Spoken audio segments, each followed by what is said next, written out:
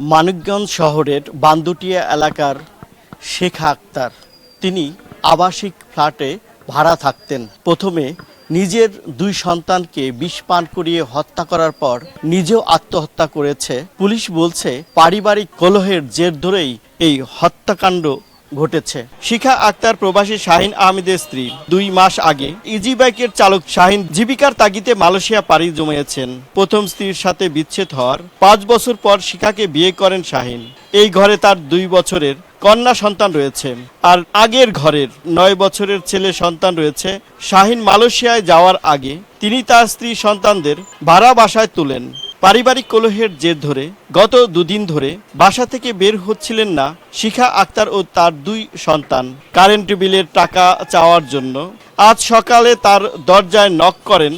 কয়েক দফায় চেষ্টার পরেও কোনো সাড়া শব্দ না পেয়ে পরে বাড়ির মালিককে জানানো হয়। বাড়ির মালিক এসে 999-এ ফোন দেন। 999-এ ফোন পেয়ে ঘটনাস্থলে আসে পুলিশ। পরে দরজা ভেঙে 3 জনের মরদেহ উদ্ধার করে পুলিশ। ভেতর থেকে কোনো সারা শব্দ নাই।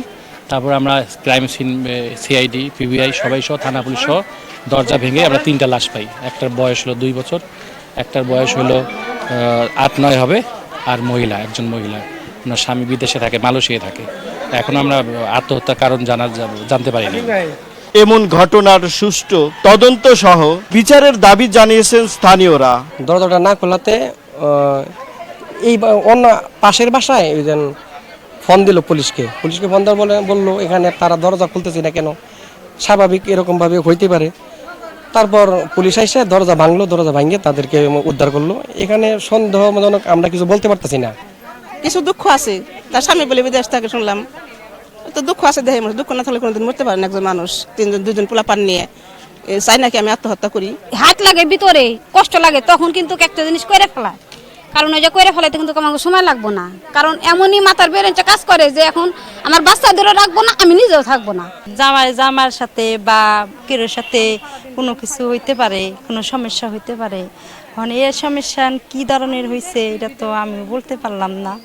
সঠিক বিচার হোক, বা যেভাবে হোক, যাই করে থাকুক, এটার বিচার হোক। আমি তো একটা নারী, 2 দিন পর তো আমার এরকম ঘটনা ঘটতে পারে, বুঝেন নাই? এটাই কাম্য। পারিবারিক কলহ হলেও এই আত্মহত্যাকে রহস্যজনক মনে করছে স্থানীয়রা, আর স্বামীর 2 বিয়েকেই এর কারণ হতে পারে বলে জানাচ্ছে অনেকে। মোহাম্মদ ইউসুফ আলী, সময় সংবাদ, মানিকগঞ্জ।